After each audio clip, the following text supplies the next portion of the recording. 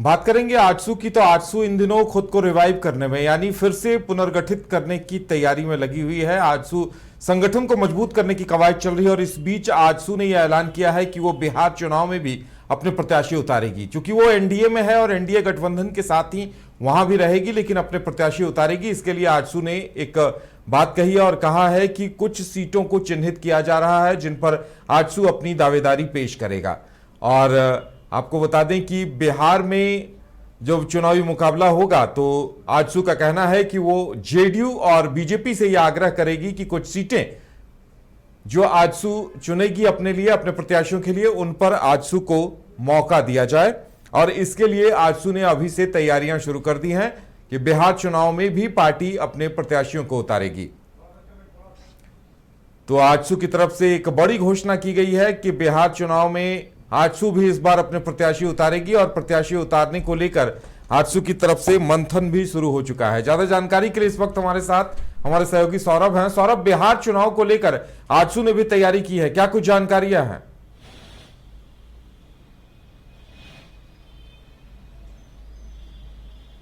जी बिल्कुल, देखिए बिहार विधानसभा चुनाव को लेकर एक और जहां बिहार में सरगर्मियां तेज हैं, वहीं झारखंड में भी इसको लेकर जो राजनीतिक पार्टियां हैं, जो क्षेत्रीय पार्टियां हैं, वो काफी सक्रिय दिख रही हैं।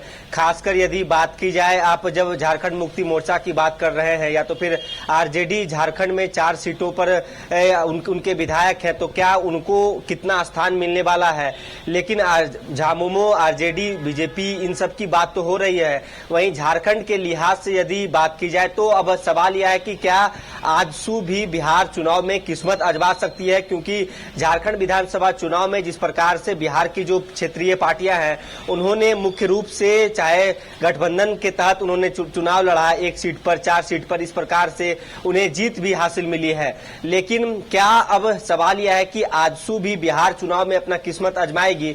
अब इस सवाल पर आजसू ने अपना स्टैंड कह सकते हैं कि क्लियर किया है। आजसू से जब सवाल किया गया कि आजसू बिहार चुनाव में उतरने वाली है, क्या आजसू भी अपने कैंडिडेट उतारेगी, इस पर आजसू ने अपनी प्रतिक्रिया जाहिर की और उनका कहना है कि लोगों के जनभावना आजसू पार्टी से जुड़े हुए हैं और झारखंड से जो संबंधित लोग हैं, जो बिहार में हैं, उनकी यह मांग है कि आजसू विधानसभा चुनाव में, बिहार विधानसभा चुनाव में अपनी कैंडिडेट उतारे और खासकर उन सीटों में जो बॉर्डर से यानी कि झारखंड से जो बिहार सटा हुआ जो इलाका है, उन सीटों पर अपनी किस्मत आजमा सकती है। लेकिन इसको लेकर फाइनल यदि बात की जाए तो इसको लेकर आजसू का कहना है कि फिलहाल इस प्रकार की कोई बातचीत नहीं हुई है। लेकिन एनडीए गठबंधन का हिस्सा तो आजसू भी है। इस सवाल पर उन्होंने कहा है कि इसको लेकर यदि प्रस्ताव आएंगे तो आने वाले दिनों में इसको लेकर जरूर विचार किया जाएगा और जनभावनाओं के मांग को ध्यान में रखते हुए आजसू बिहार चुनाव में उतर सकती है। अब इसको लेकर कह सकते हैं कि आजसू ने एक बड़ी बात कही है कि आजसू यदि बिहार चुनाव में उतरती है तो सिर्फ कह सकते हैं कि अपनी मौजूदगी दर्ज करने के लिए नहीं उतरेगी।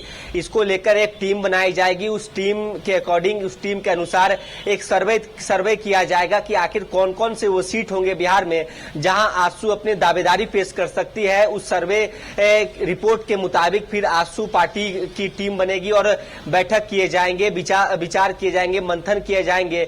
उसके बाद फाइनल निर्णय लिया जाएगा कि आखिर आजसू को बिहार चुनाव में उतरना चाहिए कि नहीं। यदि उन सीटों के विषय में यदि उदय बात की जाए तो आजसू ने कई सीटों का भी जिक्र किया है कि चाहे जमुई की बात कर ले, आप चकाई की बात कर ले, बांका विधानसभा की बात कर ले, या तो फिर औरंगा विधानसभा, औरंगा क्षेत्र में, या तो फिर सिवान क्षेत्र में, इन क्षेत्रों का आजसू ने जिक्र किया है कि इन क्षेत्रों से लोगों की मांग उठ रही है कि आजसू पार्टी अपना कैंडिडेट यहां से दे और एक मजबूत दावेदारी पेश करे। सिर्फ उपस्थिति दर्ज करवाने के लिए नहीं, एक रिजल्ट निकले, इसको लेकर अपना एक कह सकते हैं कि एक सुखद रिजल्ट लेकर बिहार से आजसू पार्टी आए।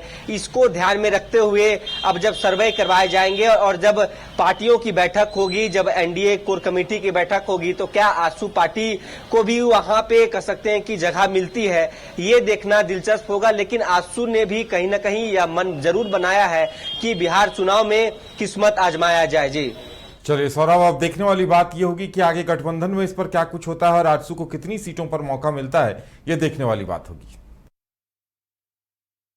झारखंड में पहली बार मजा लीजिए क्रेजी रिवर का।